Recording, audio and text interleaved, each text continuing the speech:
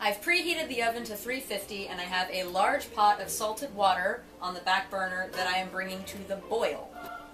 First we're going to make what is called a roux, fancy French word. It's basically a thickened sauce. We start with equal parts fat and flour. In this case I'm using butter.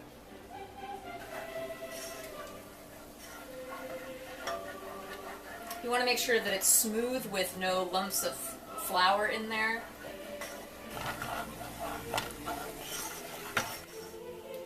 So next step is making a bechamel sauce. Now the rule is 1 tablespoon flour, 1 tablespoon butter, 1 cup milk.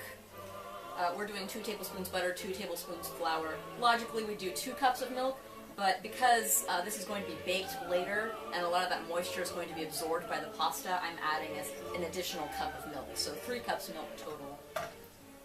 And I've warmed this up in the microwave to facilitate faster cooking. You want to add a little bit at a time.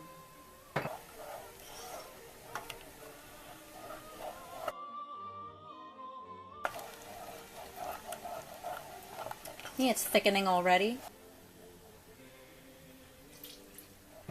Incidentally, this is also how white gravy is made when you make sausage and biscuits and gravy. The remaining drippings from sausage are combined with flour and milk is added to make a white gravy.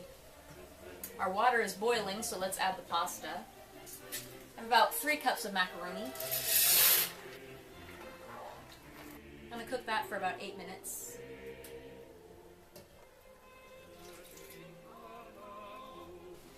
The thickening agents of this sauce have a tendency to like to cling to the bottom of the pot, so be sure you stir frequently, constantly, and continuously scrape the bottom of the pot with your spoon. Now it's starting to simmer. As you can see, it's like a pretty thin gravy right now. Time to add our cheese. How much or how little cheese you add is really up to you.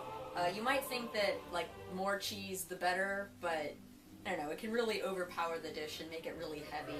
So I have cheddar here. It's actually been in the freezer. Cheese freezes well if you intend on melting it and using it in cooking. I always like to have at least 2 different kinds of cheese in my mac and cheese, so here's some grated parm.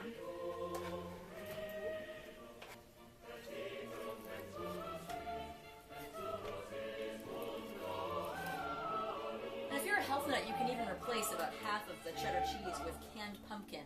It's actually really tasty. It doesn't really taste much like pumpkin. It gives it a richness, and it actually improves the color quite a bit, too. Speaking of color, I'm going to kick it up a notch by adding some cayenne pepper.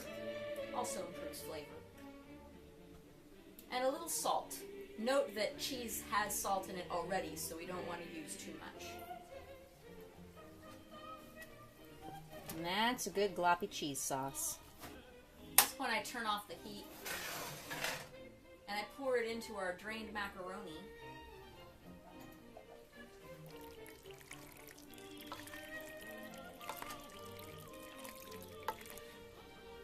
Now, you could actually serve this as is, as a soupy mac and cheese, but we're going to bake it in a little casserole dish.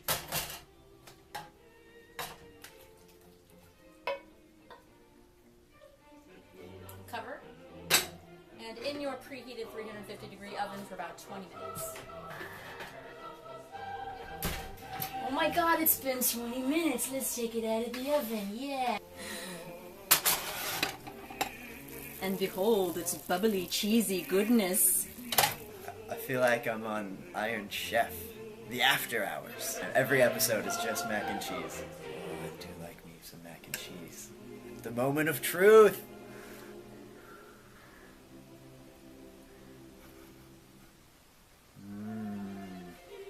Cheesy goodness. He sounds like me. The noodles are really soft too, which make it even better. Last bites. How was that? Splendid. Best mac and cheese I've ever had, I'd say, actually. Alright, well, we're not done yet. Oh? Yeah, see, you gotta earn it. Oh, I thought free food. Nope, nope. Oh.